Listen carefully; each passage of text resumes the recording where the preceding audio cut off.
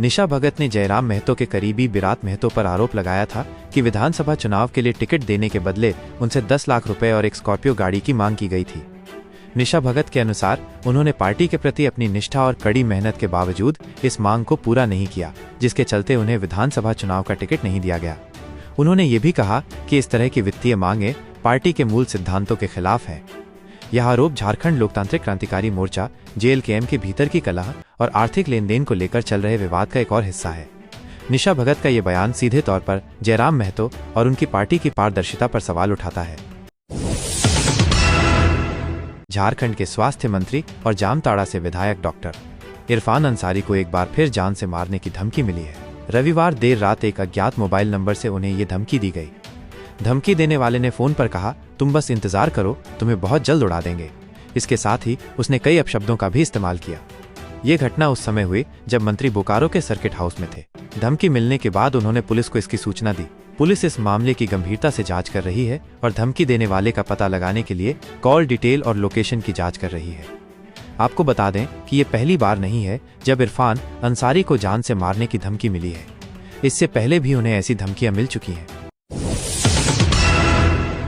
रांची, झारखंड के रातू थाना क्षेत्र में एक जमीन कारोबारी की गोली मारकर हत्या कर दी गई, जबकि उसका एक साथी गंभीर रूप से घायल हो गया। पुलिस ने इस घटना के मुख्य आरोपी कुणाल गोप सहित 6 अन्य आरोपियों को गिरफ्तार कर लिया है। पुलिस के मुताबिक यह घटना रविवार रात हुई। बताया जा रहा है कि जमीन कारोबारी रवि साहू और राजबल्लभ गोप झखड़ाटांड मुंडा टोली में बैठे थे, तभी 2 नकाबपोश हमलावरों ने उन पर ताबड़तोड़ गोलियां चला दी। रवि साहू की मौके पर ही मौत हो गई, जबकि राजबल्लभ को जबड़े में गोली लगी और वो गंभीर रूप से घायल हो गए। पुलिस ने शुरुआती जांच में इसे आपसी रंजिश का मामला बताया है। गिरफ्तार किए गए आरोपी कुणाल गोप ने पूछताछ में खुलासा किया है कि उसने राजबल्लभ को मारने के लिए शूटर भेजे थे, क्योंकि कुछ दिन पहले राजबल्लभ ने उसके पिता से मारपीट की थी और उसकी पत्नी का अपमान किया था। हालांकि गोलीबारी में रवि साहू को गोली लग गई, जिससे उनकी मौत हो गई। पुलिस ने इस मामले में त्वरित कार्रवाई करते हुए 12 घंटे के अंदर ही कुणाल गोप और उसके 5 साथियों को गिरफ्तार कर लिया। पुलिस ने घटनास्थल से खाली कारतूस और एक बाइक भी बरामद की है। मामले की आगे की जांच जारी है।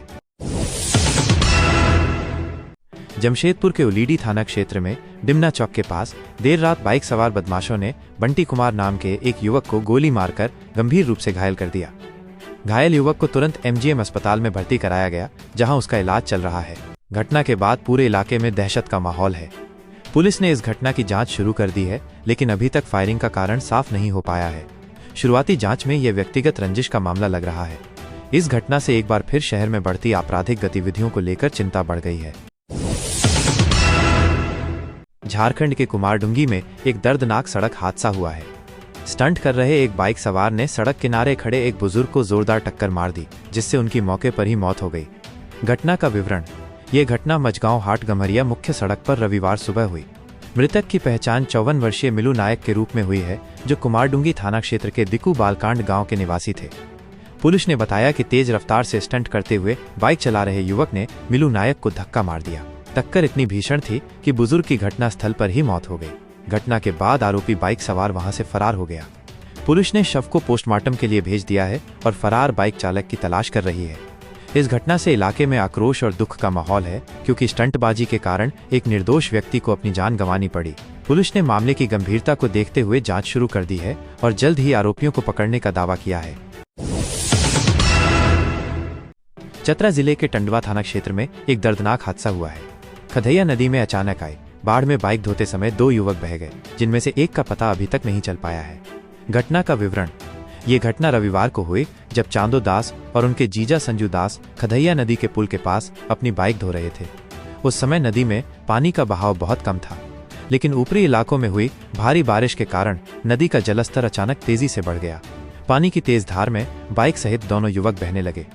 घटना को देखकर मौके पर मौजूद ग्रामीणों ने तुरंत बचाव कार्य शुरू किया। उन्होंने काफी मशक्कत के बाद चांदो दास को सुरक्षित बाहर निकाल लिया, लेकिन उनके जीजा संजू दास तेज बहाव में बह गए और लापता हो गए। पुलिस और स्थानीय लोग लगातार लापता व्यक्ति की तलाश कर रहे हैं। इस घटना ने एक बार फिर यह साबित कर दिया है कि बारिश के मौसम में नदियों के किनारे जाना कितना खतरनाक हो सकता है। झारखंड पुलिस को एक बड़ी सफलता मिली है। सुरक्षा बलों ने 10 लाख रुपए के इनामी नक्सली कमांडर अमित हंसदा को मुठभेड़ में मार गिराया है। अमित हंसदा, जिसे अपटन के नाम से भी जाना जाता था, पश्चिमी सिंहभूम, सरायकेला और चाईबासा जैसे जिलों में सक्रिय था। अमित हसदा पर कई गंभीर आरोप थे, जिनमें पुलिस और नागरिकों पर हमले शामिल हैं। वो विशेष रूप से निम्नलिखित घटनाओं में शामिल था: 2 अंगरक्षकों की हत्या और हथियार लूटना। अमित हसदा ने पुलिस टीम पर हमला कर 2 अंगरक्षकों की हत्या कर दी थी और उनसे एक AK-47 और 2 इंसास राइफलें लूट ली थीं। टोंटो थाना क्षेत्र में पुलिस टीम पर हमला। वो टोंटो थाना क्षेत्र के तुम्बाहाका में पुलिस टीम पर हुए हमले में भी शामिल था।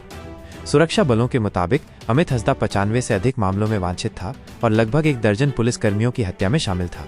उसके मारे जाने से झारखंड में नक्सली गतिविधियों को एक बड़ा झटका लगा है। धनबाद, झारखंड के सुदामडी थाना क्षेत्र में एक दिल दहला देने वाली घटना सामने आई है। पाथरडी पांडे बस्ती में एक पति ने अपनी पत्नी की पीट कर हत्या कर दी। घटना का विवरण: पुलिस के अनुसार उमेश गुलगुलिया नामक व्यक्ति ने अपनी पत्नी सोनिया देवी की लाठी डंडों से बेरहमी से पिटाई की, जिससे उनकी मौत हो गई। घटना की सूचना मिलते ही सुदामडी पुलिस तुरंत मौके पर पहुंची। पुलिस ने सोनिया देवी के शव को कब्जे में लेकर पोस्टमार्टम के लिए भेज दिया है। आरोपी पति उमेश गुलगुलिया को हिरासत में ले लिया गया है और उससे पूछताछ की जा रही है। इस घटना के पीछे का कारण अभी तक स्पष्ट नहीं हो पाया है, लेकिन पुलिस मामले की गहनता से जांच कर रही है। यह घटना एक बार फिर घरेलू हिंसा और उसके भयावह परिणामों को उजागर करती है। झारखंड के पाकुड़ दुमका मुख्य सड़क पर स्थित सोना जोड़ी में एक दुखद सड़क हादसे में 5 साल की बच्ची सना खातून की मौत हो गई। घटना का विवरण: ये घटना उस समय हुई जब सना अपने दादा मुस्तफा अंसारी के साथ सदर अस्पताल के पास स्थित एक खेत से बकरियां लेकर घर लौट रही थी। उसी दौरान एक गिट्टी से लदा हाईवा डंपर उन्हें कुचलते हुए निकल गया। इस हादसे में सना की मौके पर ही मौत हो गई।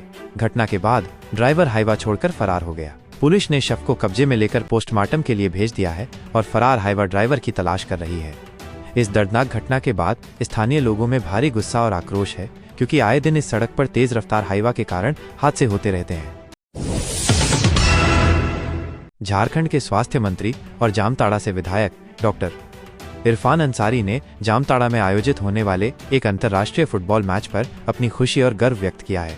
उन्होंने कहा कि ये पूरे जामताड़ा और झारखंड के लिए गर्व का विषय है। अंसारी ने बताया कि जीतपुर में होने वाले इस आयोजन में देश विदेश के खिलाड़ी हिस्सा लेंगे, जो न सिर्फ अपने खेल से दर्शकों का दिल जीतेंगे, बल्कि स्थानीय खिलाड़ियों को भी उनसे बहुत कुछ सीखने को मिलेगा। उन्होंने झारखंड की आदिवासी संस्कृति की भी सराहना की। उन्होंने कहा कि विदेशी खिलाड़ी होटलों में रहने की बजाय आदिवासी भाइयों के घरों में रहना पसंद करते हैं, क्योंकि वे उन्हें अच्छी तरह से मेजबानी करते हैं और हर सुविधा देते हैं। ये झारखंड की संस्कृति और खूबसूरती को दर्शाता है। मंत्री ने यह भी कहा कि स्वास्थ्य के साथ साथ खेल भी उनकी प्राथमिकताओं में से एक है। उन्होंने कहा, खेलेंगे तो स्वस्थ रहेंगे। इरफान अंसारी ने झारखंड और जामताड़ा को विकास की राह पर तेजी से आगे बढ़ाने की बात कही। अंसारी ने इस आयोजन के कर्ता धर्ता देवीसन हांसदा को भी बधाई दी और अंत में जौहर कहकर अपनी बात समाप्त की।